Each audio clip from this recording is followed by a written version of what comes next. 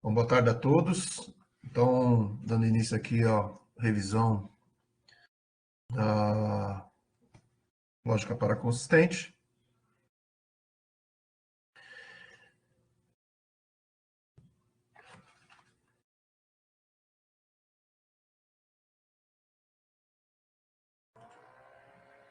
Então, a lógica paraconsistente, ela tem seu início lá antes mesmo da lógica clássica de Aristóteles, porque Heráclito já contestava a lógica clássica de Aristóteles, ele já se preocupava com a questão da contradição, de informações contraditórias.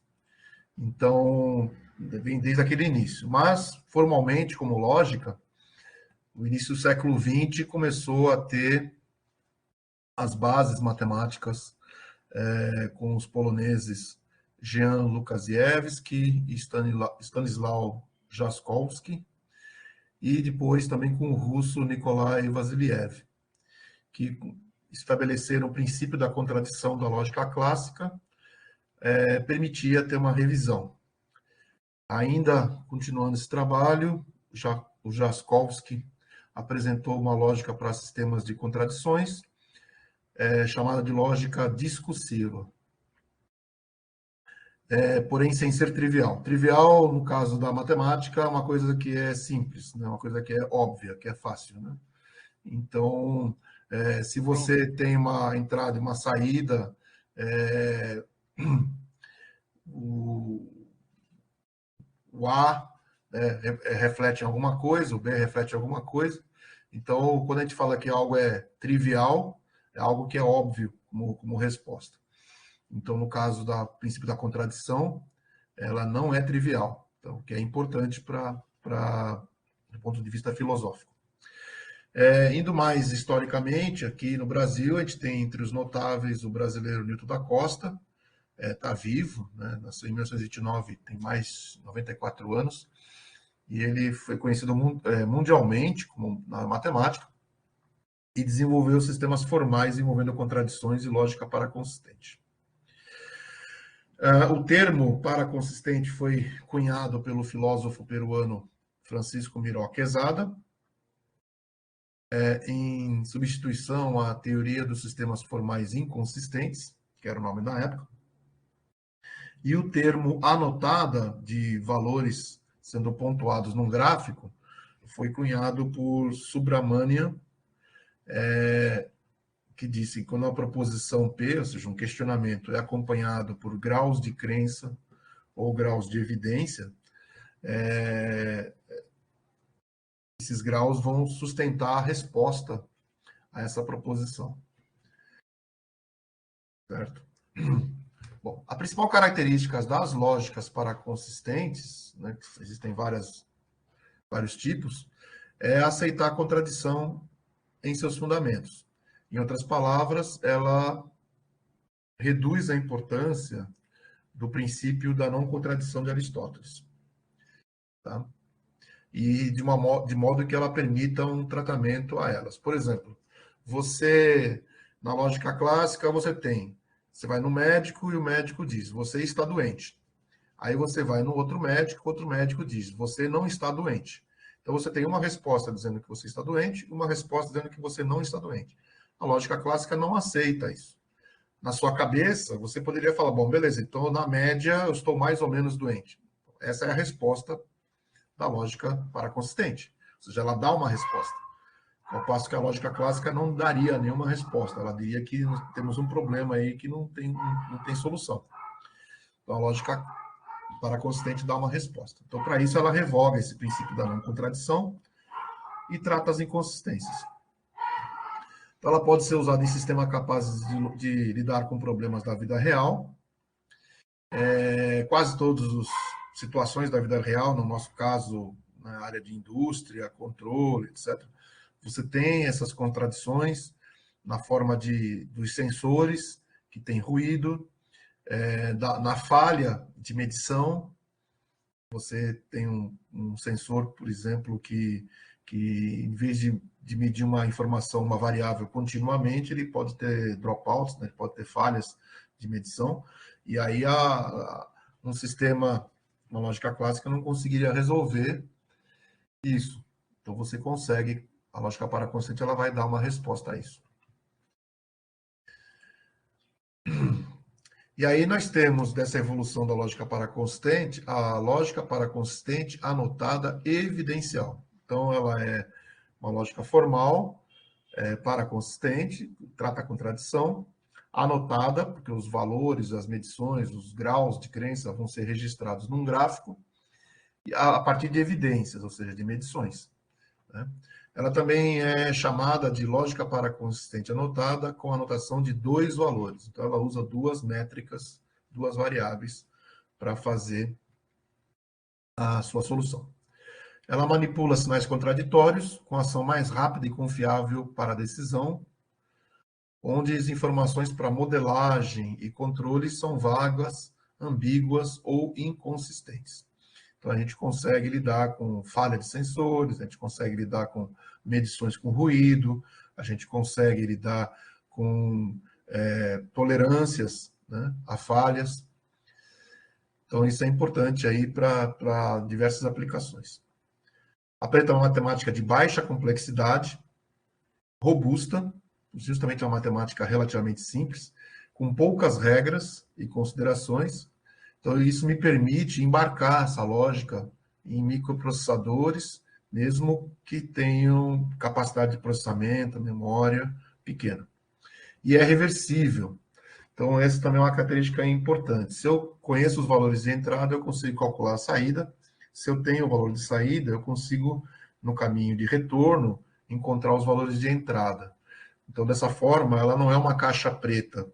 Então, eu posso analisar, fazer um diagnóstico de um problema. A gente monta uma rede neural complexa ou uma lógica fuzzy complexa, a gente não consegue diagnosticar se ela não funciona, porque ela acaba virando uma caixa preta.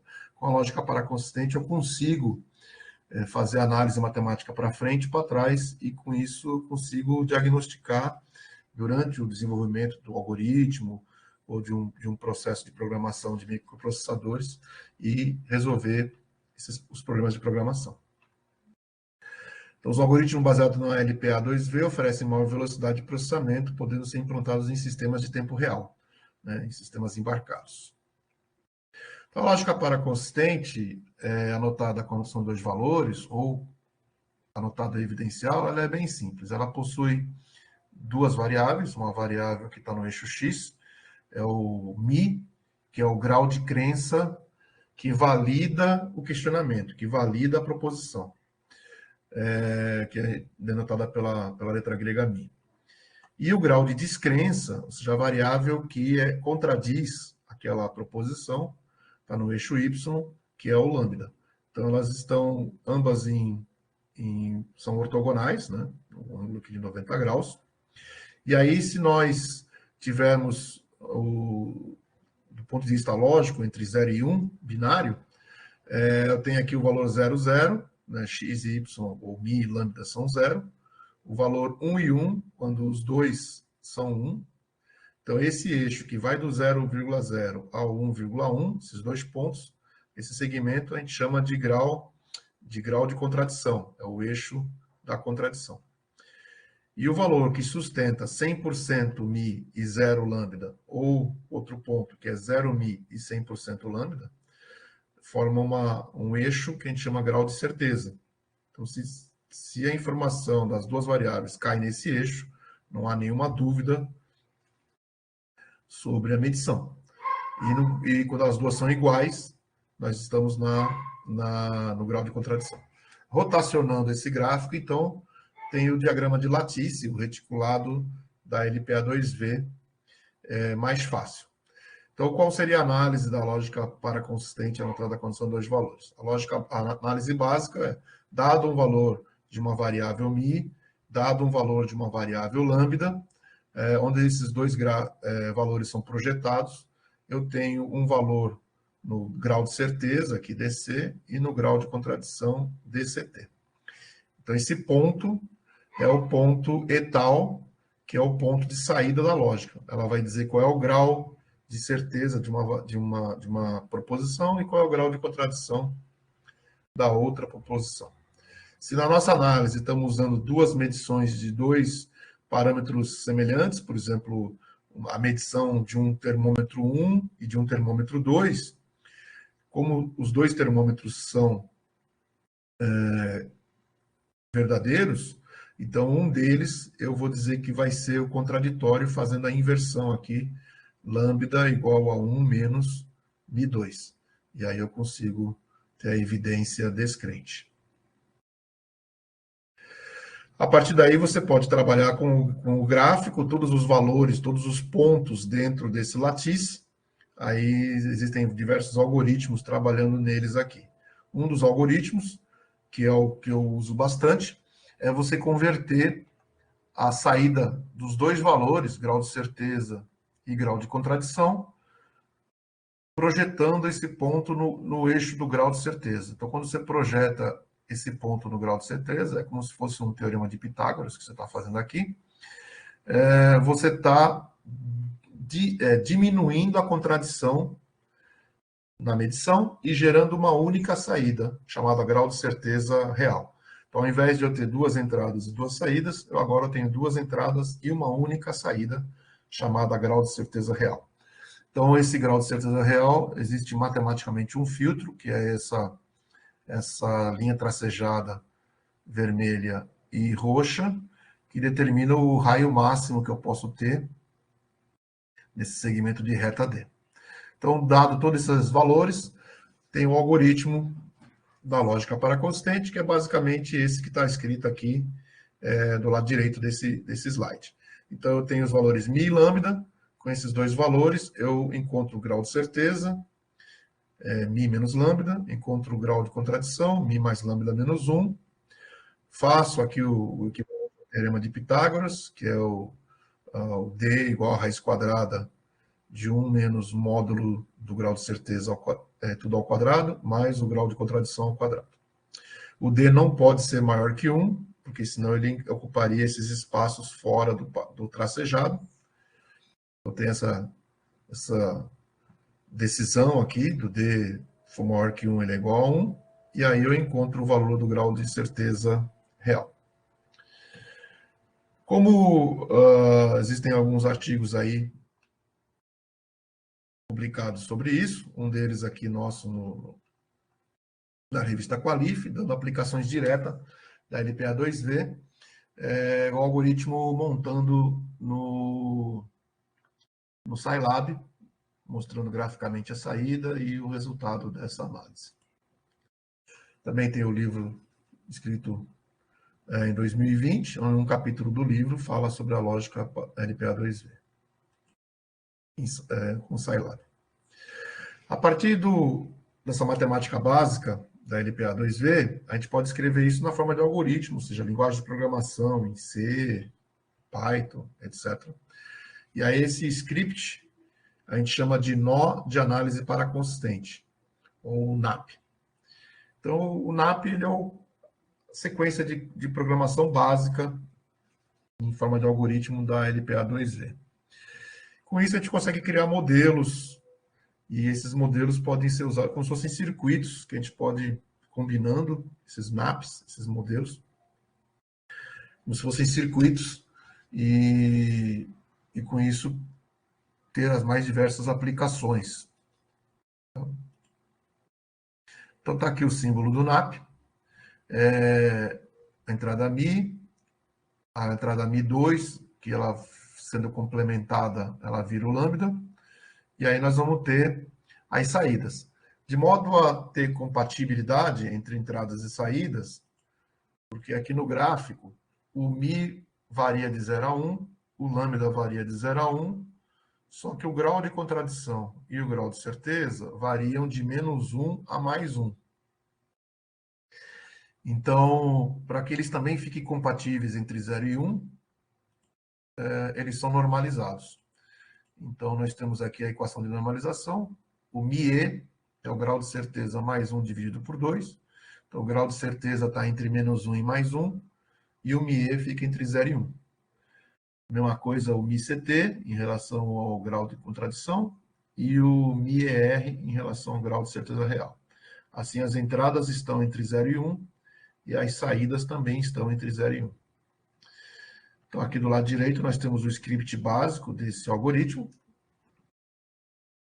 e nós podemos trabalhar agora na forma de análise combinacional de bloquinhos desse, como se fossem circuitos, semelhante a arranjo de portas lógicas. Ao invés de ter porta AND, porta NAND, porta OR, NOR, inversora, exclusive OR, etc., nós podemos ter bloquinhos NAP fazendo esse tipo de combinação. Então, aqui uma célula básica de programação da lógica paraconsistente. Eu tenho esses bloquinhos, por exemplo, em MATLAB. Deles que se usa muito é aplicar a saída ligada de volta na entrada. Então, quando você pega a saída e joga de novo na entrada, forma o que a gente chama de célula neural paraconsistente de aprendizagem. Porque como ela é recorrente, né, a saída vai sendo retorno aqui, ela vai formando uma integral na saída. Aqui é a equação dela. Tem outros blocos também que podem ser utilizados. Então, a primeira proposta de rede neural paraconsistente foi usando o NAP convencional com uma célula de aprendizagem. Essa foi a primeira proposta de neurônio paraconsistente. Só que esse neurônio não aprende no conceito de rede neural. Ele tem o sinal aplicado na entrada e ele tem a saída. Mas, enfim, se conseguiu montar circuitos combinados desses bloquinhos. Por exemplo, aqui um circuito combinado onde eu tenho 8 entradas e análise combinatória deles aqui e fornece uma saída para uma rede, né, para alguma aplicação. Outra célula também que é uma adaptação da célula paraconsistente de aprendizagem, né, aquela que pega a saída e joga de novo na entrada da lambda, fazendo uma adaptação na célula, com o valor de ajuste aqui, fator de aprendizagem, ele ajusta como se fosse um ganho, aplicando na entrada Mi e na entrada lambda. Essa célula pode funcionar com diferentes valores de aprendizagem, ou seja, eu posso, aquela integral que ela faz, né, aquela soma da saída atual, da entrada atual com a saída anterior, eu posso fazer ela ser mais lenta ou mais rápida, em termos de ciclos de interação. Então, aqui, com diferentes valores de ajustes, ela pode demorar 1, 4, 6, 11, 26, 68 interações. Então, com isso, eu posso atrasar a projeção da entrada na saída, se eu pegar a saída MIE convencional. E se eu pegar a saída MI-CT, que é relacionada à contradição, ela forma um derivador. Então, na minha tese de doutorado, eu expliquei isso. Eu posso fazer essa célula funcionar como integrador ou como derivador. E apresentei a matemática disso, né? Inclusive na forma de matemática discreta e também na forma de função de transferência. Então, agora, como a gente tem uma função de transferência, a gente pode aplicar isso em filtros digitais. Então, isso não foi explorado na tese, mas eu expliquei na tese, e a proposta era de fazer um estimador paraconsistente. Então, se a gente consegue pegar as células e ligar elas em cascata, eu tenho um único valor, que é o fator de aprendizagem, que atrasa ou adianta a resposta da célula, e assim eu consigo ter filtros. Se eu usar uma célula só, é um filtro de primeira ordem. Se eu usar 2 células em cascata, é um filtro de segunda ordem. Se eu usar mais células, eu vou ter terceira ordem, quarta ordem, assim por diante. Então, exemplos de publicação com esse conceito foi o estudo da célula neural como filtro. Então, a gente cunhou o termo PAL2V filter, né? Então, foi esse artigo aqui publicado primeiramente no IEE Latin America Transactions. Depois, também publicamos na JME Journal of Mechatronic Engineering, também usando esse conceito de filtro para fazer uma redução ativa de ruído, usando a lógica paraconsistente. Aqui já um artigo em inglês, para ficar internacional. E mais recentemente, eu descrevi na tese, mas não tinha feito experimentalmente na prática. E escrevemos o artigo com o material que eu tinha na tese, e um dos revisores mandou apresentar resultado prático, né? E aí acabei tendo que implementar no sistema de pêndulo que eu tinha utilizado na tese. Então, o artigo termina com valores, no final, valores práticos, né? E funcionou de acordo com o que eu tinha escrito na tese. Então, ou seja, na prática e na teoria também funcionou. Então, aqui eu montei um paraconsistente State Estimator para um pêndulo. Então, o pêndulo ele tem 4 variáveis, sendo 2 variáveis medida de ângulo e 2 variáveis medida de velocidade. Só que o sensor só mede o ângulo. Então, você precisa estimar a velocidade. A maneira de fazer isso é fazer a derivada. Então, a derivada aqui, nesse caso, ela é feita com a saída, com essa equação aqui, que é a saída μCt desta célula paraconsistente de aprendizagem com extração da contradição. Então, essa equação aqui, ela faz a derivada, e depois, como você extrai a derivada, e a derivada, a amostragem do microprocessador embarcado é muito rápida, 10 milissegundos, a derivada gera muito ruído. Então, nós precisamos de um filtro para filtrar a derivada. Então, primeiro eu uso uma célula como derivada, depois eu uso mais 2 células como um filtro de segunda ordem. E nesse artigo aqui, esse filtro é dinâmico, ou seja, o ajuste da filtragem maior ou menor, ela depende da medição da quantidade de ruído que tem. Então, a primeira célula, ela calcula também o que a gente chama de intervalo de inconsistência, e isso é usado como parâmetro para fazer a célula ter mais filtro ou menos filtro, de forma dinâmica. Esse conceito tinha sido introduzido neste primeiro artigo, e eu aproveitei, nesse artigo do JME, e eu aproveitei aqui nesse artigo do Fruta Pendulum Control. Então, foi numa revista de alto nível, a Springer Nature Computer Science, mas como é uma revista nova, ela ainda não tem indexação JCR, né? Mas ela já consta na avaliação Qualis como B2, apesar de ser uma revista de apenas 2 anos. Então, a tendência é que essa revista ganhe notoriedade, e aí o artigo também vá junto. Já tem 3 citações esse artigo, inclusive. Um artigo com menos de 6 meses, então, bastante interessante. O conceito de filtro paraconsistente de sinais analógicos, ele é o objeto da patente, né, que eu tenho. Então, basicamente, foi colocar esse filtro aqui na forma de algoritmo dentro de um microprocessador. Isso foi a patente que a gente registrou aqui no Brasil. Tá? Também pensando na questão do LabMax, de detecção de câncer por microondas, nós pensamos como poderíamos utilizar a lógica paraconsistente no tratamento das medições. Então, esse foi o algoritmo desenvolvido no LabMax. E aí, olhando os passos dados pelo algoritmo, nós pensamos como que poderíamos introduzir a lógica paraconsistente. Então, numa primeira etapa aqui do algoritmo,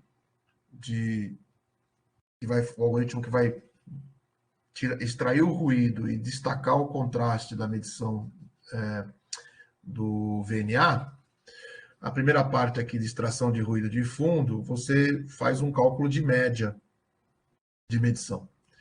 Então, ao invés de fazer esse cálculo de média simples, eu propus utilizar um algoritmo da lógica paraconsistente chamado algoritmo para extrator. E depois, numa segunda etapa aqui, que é a etapa de envelope, que no caso do... É fácil de você fazer isso no MATLAB, porque é um comando env, no MATLAB ou no Scilab também, um comando env. Num sistema embarcado é complicado. Como é que você calcula um envelope num sistema embarcado? Então, eu propus aqui o PAL2V Filter, também é um filtro fácil de ser feito. Então, primeiro o algoritmo para extrator, ele pega o NAP, não tem nada mais complicado. Ele pega o NAP simples e ele tem, digamos que você tem um banco de dados com 10 medições, certo? 10 medidas da mesma variável. 10 valores diferentes da mesma medição, que é o caso aqui do sistema, quando ele pega 10 medições aqui do vácuo, 10 medições diferentes do mesmo valor, que é o espaço vazio. Então, você pode, as 10 medições, nesse algoritmo para extrator, você pega a maior e a menor das 10. A maior e a menor, aplica no NAP e vai ter um resultado. Esse resultado você coloca no banco de dados e tira os dois valores que você usou. Então, você tinha 10, pegou o maior e o menor, achou um valor aqui e coloca ele na base de dados. Então, você tira 2 e põe 1. Agora você tem 9 valores. Com os 9 valores, você de novo escolhe o maior e o menor e faz a análise novamente. E aí tira esses dois valores e coloca o valor de saída no banco de dados. Agora você tem 8 valores. E vai fazendo isso até que no final tenha um único valor na saída. Então esse não é um cálculo de média, mas é um cálculo de extração de contradição entre várias medidas.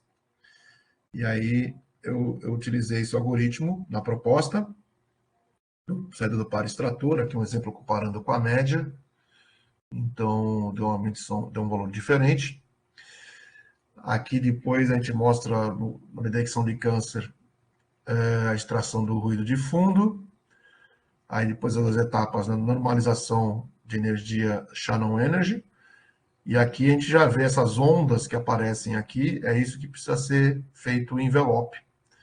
E aí eu propus usando o filtro LPA2V. Então o filtro LPA2V, ele meio que integra esses picos aqui, e aí você consegue ter esse destaque, aí segue o resto do algoritmo, que faz a detecção do alvo, que seria o tumor. Então, foi a primeira tentativa de usar a lógica paraconsistente como parte do algoritmo de medição de tomografia por micro-ondas.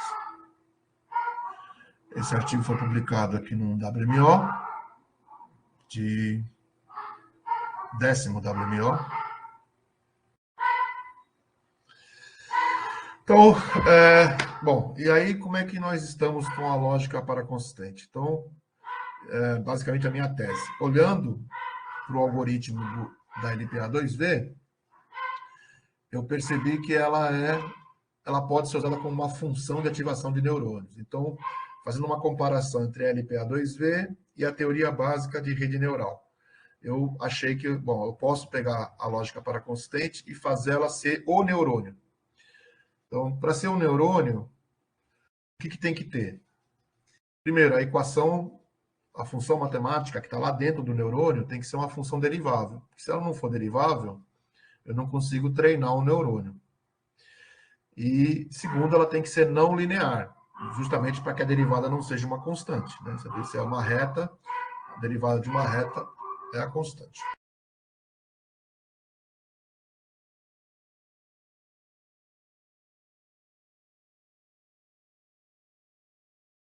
Então, eu percebi que essas duas questões seriam verdadeiras, desde que descobríssemos qual é a equação da derivada. Então, nunca ninguém havia feito a equação da derivada da função matemática, ou seja, pegar essa equação matemática aqui da LPA2V, né, do algoritmo, aqui, e mostrar isso na forma gráfica e tentar calcular uma derivada. Então, eu fiz isso na minha tese de doutorado, e aí, com isso, eu garanto que ela pode funcionar como neurônio. Bom, feito isso, então, vamos construir uma rede neural convencional com os neurônios LPA2V. Então, esses neurônios, eu implementei o primeiro artigo que foi publicado, com a identificação para controle, né? Identification for Control by Paraconsistent Neural Network. O que acontece? Identificação de sistemas é a modelagem ou o levantamento matemático de um sistema, que pode ser uma planta, pode ser um motor, uma máquina, um guindaste, um processo de fabricação, qualquer coisa. Você tem o sinal de entrada, você tem a resposta na saída, e você tem que, de alguma forma, encontrar a equação matemática que reflita aquilo. Isso pode ser feito através de uma descrição matemática.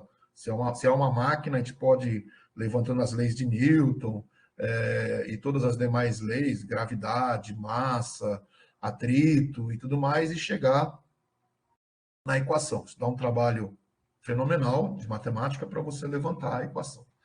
Uma outra forma, você tentar fazer por aproximação. Existem equações que são séries de equações exponenciais que a gente consegue fazer aproximação de função.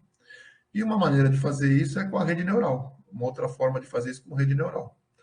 Então, só que para ser inédito, eu tinha que usar a rede neural com o neurônio LPA2V. Então, eu fiz isso para o pêndulo invertido e consegui fazer isso com apenas 2 neurônios. Então, foi relativamente simples, mas tem um truque aqui, né? Eu estou dizendo que é uma identificação para controle. Então, o meu universo é um universo restrito, é um universo aplicado na função que ele tem que desempenhar. Quando você faz matematicamente, teoricamente, ele vale para qualquer condição. Aqui é um termo que existe na literatura, que é I4C, né? I4C, Identification for Control. Então, dentro de um ambiente controlado, dentro do limite máximo e mínimo de controle que o sistema, no caso o pêndulo, vai ter, a rede neural consegue modelar o sistema. Então, nesse artigo, a gente propôs 3 modelos, 3 redes neurais, uma rede neural modelando o braço do pêndulo, uma segunda rede neural modelando o próprio pêndulo e uma terceira rede neural modelando o inverso da planta, que seria o controlador. Também, novamente, o revisor mandou apresentar valores práticos aqui nessa medição, e eu não queria, porque os valores práticos seria a minha tese. E se eu publico o artigo com a tese, eu não consigo mais defender a tese, que não é mais público, né? Mas, enfim, a gente implementou simples e funcionou o sistema, apresenta os dados práticos de medição. Bom, então aqui o neurônio LPA2V, ou seja, é basicamente o próprio NAP, né, o próprio algoritmo da rede LPA2V.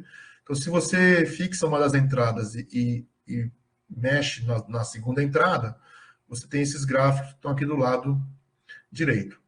Então, a gente nota que o gráfico, quando uma das entradas é em 0,5 e a outra entrada varia entre 0 e 1, eu formo uma saída que é um S, então, que a gente diz que é uma sigmoide. Então, essa linha azul é uma sigmoide. Quando eu vario o mi e deixo o lambda fixo, e aqui na de baixo é ao contrário, quando eu vario o lambda e deixo o mi fixo. Isso aqui é uma sigmoide.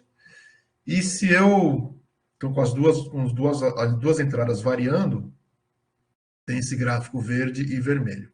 Então, isso é um comportamento interessante que o neurônio tem e que nós podemos explorar como uma vantagem desse neurônio em relação a outros neurônios.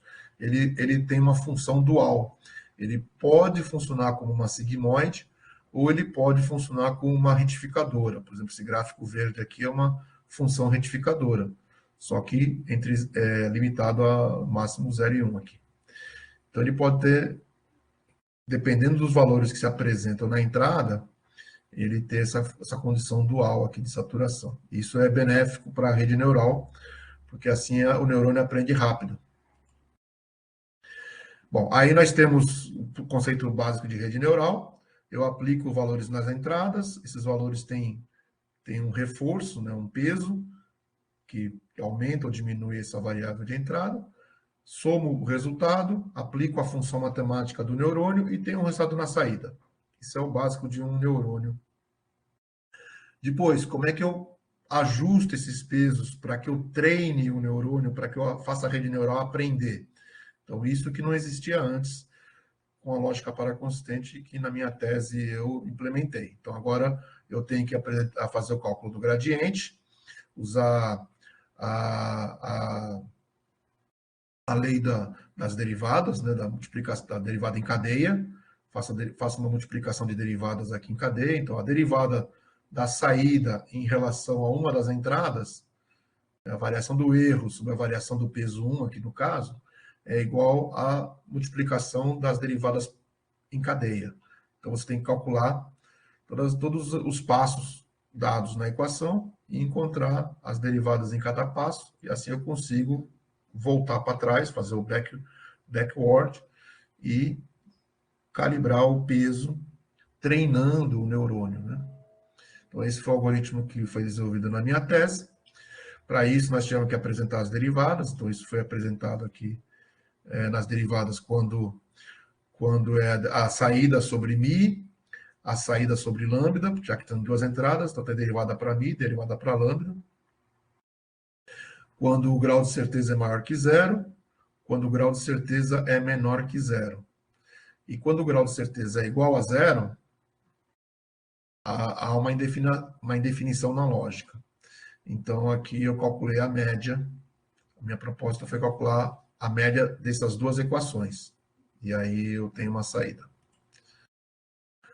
Então, aqui no artigo que saiu lá no IEE, com 2 neurônios, a lógica para a rede neural com 2 neurônios, uma rede neural RNP1 treinou o pêndulo, a rede neural RNP2 treinou a rede neural 1 treinou o braço, a rede neural 2 treinou o pêndulo, e a rede neural 3 treinou o controlador. Aí já foi o artigo que foi citado. Depois, na evolução desse processo, continuando agora, nós temos que fazer um controle mais sofisticado e fazer a rede neural assumir todo o sistema. Então, estudando mais a fundo, existem as redes neurais recorrentes. Redes neurais recorrentes são redes neurais que você tem alguma coisa ali de feedback em algum lugar dela. Então, você pega um neurônio e faz um retorno no neurônio, ou num bloco da rede, ou da saída para a entrada, como foi o que eu fiz. Então, eu peguei a saída e jogo de volta na entrada. Só que eu aproveito, no caso da lógica paraconsistente, que tem duas entradas, a mi e a lambda. Então, as medições dos sensores são somadas com peso e aplicada na entrada mi. Já a saída, ela retorna e é aplicada na entrada lambda. E como é que você justifica isso? Justifica da seguinte forma: você tem as entradas que dão um resultado. Esse resultado é uma contradição em relação às próprias entradas. Então, se é uma contradição, eu aplico na entrada que é descrente à proposição. Então, com isso, eu consegui montar uma rede neural com neurônios LPA2V e uma nova rede neural paraconsistente recorrente. Qual a vantagem dessas redes neurais recorrentes? Que elas são muito utilizadas em sistemas de séries de tempo, que é basicamente o que nós temos em controle. Você tem medições temporais de temperatura, medições temporais de vazão, de pressão, de qualquer coisa, certo? Então, aqui a gente consegue fazer isso.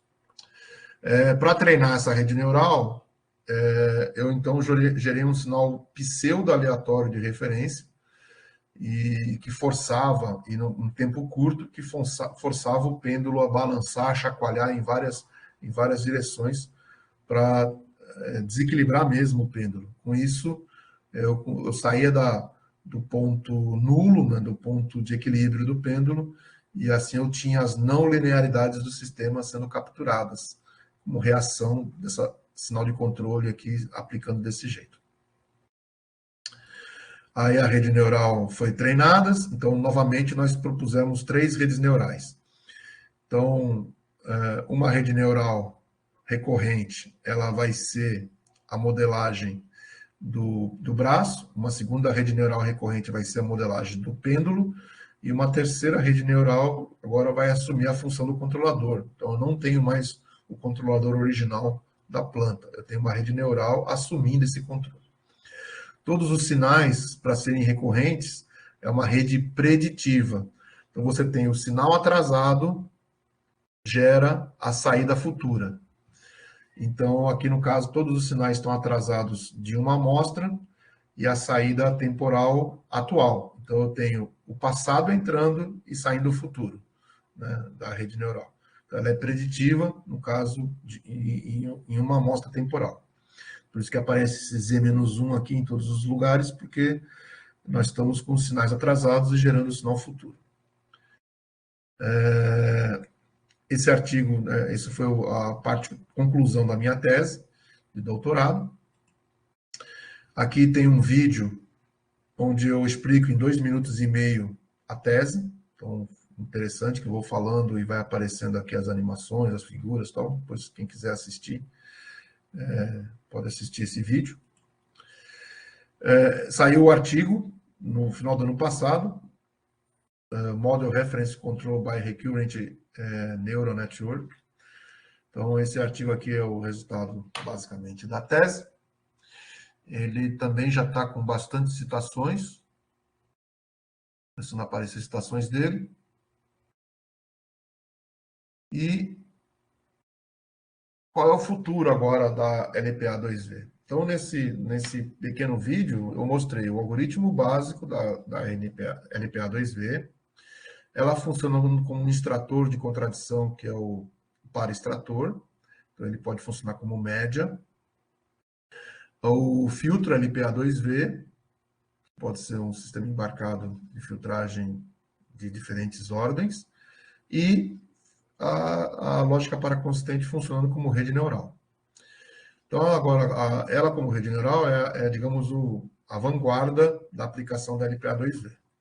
Mas ainda há muito a se pesquisar nisso, principalmente para machine learning sistemas embarcados, como avaliar novos e diferentes métodos de aprendizagem. Eu fiz o sistema de gradiente descendente e backpropagation, mas pode-se desenvolver outros métodos. Avaliar diferentes arquiteturas de RNPs, de redes neurais. Na minha tese, eu mostrei 2. Eu mostrei a primeira, que é o feed-forward, que é uma sequência, né, de sinais de entrada, peso e saída, e a recorrente. São 2 algoritmos de redes neurais, mas existem outros. Né? Por exemplo, para tratamento de imagem, existem as redes neurais convolucionais, que nada mais é do que você aplicar um algoritmo de convolução antes da entrada da rede neural.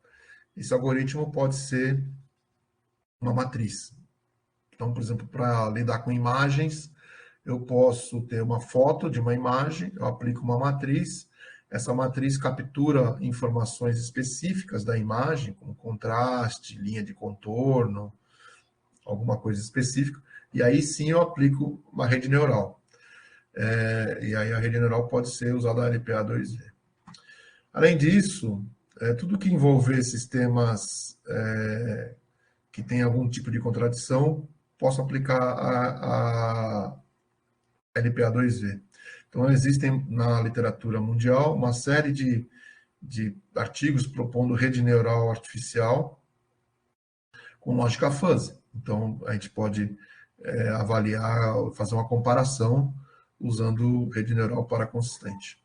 A vantagem é que eu estou usando uma única tecnologia, né, em vez de usar tecnologias híbridas. Enfim, como mensagem final, a lógica LPA2V tem uma descrição matemática consistente, participação de matemáticos brasileiros reconhecidos mundialmente, apresenta uma matemática de baixa complexidade, robusta e com poucas regras. Então, isso é importante para sistemas embarcados. A gente consegue trabalhar com algoritmos relativamente simples para processadores que tenham capacidades limitadas de processamento. E aplico, tanto que no meu controle do sistema, do pêndulo, desse artigo aqui, Os neurônios estão dentro do processador ESP32, né? Não estão rodando num PC, nada. Eles estão sendo executados dentro do processador. Então, para provar que funciona em sistema embarcado.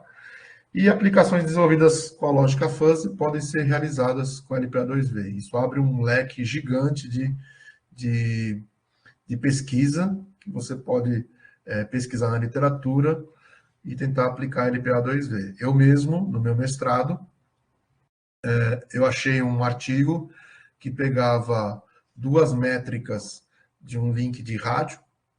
Então, o dispositivo de rádio, Zigbee ou LoRa, sei lá, o próprio chip gerava duas métricas. Uma métrica media a qualidade de ruído e a outra métrica media a potência do sinal recebido.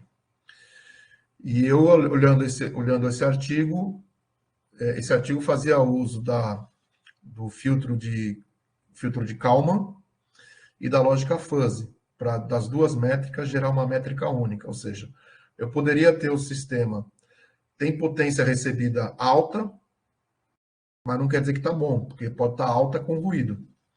Ou eu posso ter um sistema com potência recebida baixa, mas pode estar bom, porque se o sinal está limpo sem ruído, o receptor consegue entender a mensagem. Então há uma contradição entre as duas métricas, de potência e de nível de ruído. Eu expliquei isso na minha dissertação de mestrado, e ao invés de usar dois algoritmos diferentes, filtro Kalman e lógica fuzzy, eu usei um algoritmo só, a LPA2V, e gerei uma métrica e mostrei experimentalmente que funcionou. Então, você consegue analisar vários projetos que tenham, por exemplo, a lógica fuzzy e tentar analisar eles pela lógica paraconsistente e ver se tem vantagens, né, de simplificação, de número de regras, ou de algoritmo mais rápido, ou alguma coisa nesse sentido. É isso. Aqui ficam as referências também utilizadas nessa apresentação. E agradeço aí pelo tempo